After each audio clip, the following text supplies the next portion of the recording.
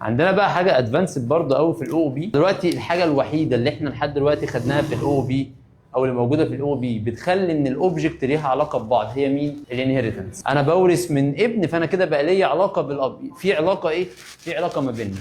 انتوا عملتوا علاقات يعني في الابلكيشن بتاع عمر وزياد، عملوا علاقه ما بين الاوبجكت وبين الكلاس وبعضها من غير انهيرتنس. عندنا حاجه اسمها الاسوسيشن والاجريجيشن والكومبوزيشن.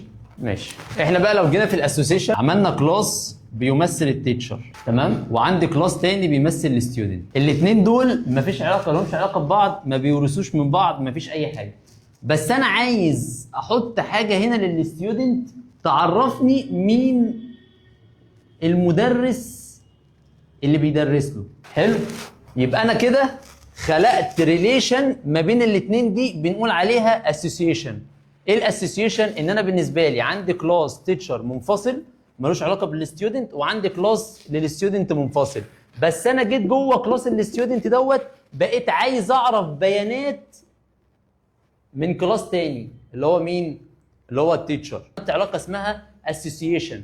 اللي هي الاسوسيشن دي ايه؟ تاني انا عندي كلاس مستقل بذاته وليه الميثود بتاعته وباخد منه الاوبجكت بتاعه وكل حاجه، ملوش علاقه بالكلاس التاني، وعامل كلاس تاني نفس الكلام بالميثود بتاعته بكل حاجه، مفيش اي علاقه ما بينهم ومش معتمدين على بعض. مش معتمدين على بعض. تاني، مش معتمدين على بعض. حلو كده؟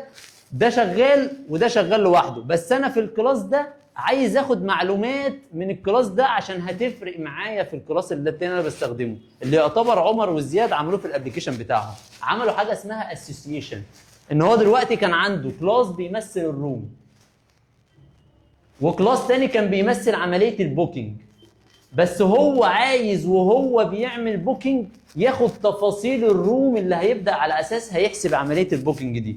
قام عمل علاقه اللي انتوا عملتوها دي، علاقه بتسمى ايه؟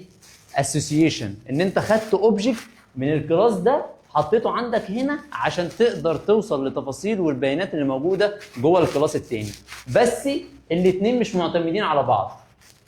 الاثنين مش معتمدين على بعض، مفيش اي اعتماد ما بين ده وما بين دوت على بعض في اي حاجه.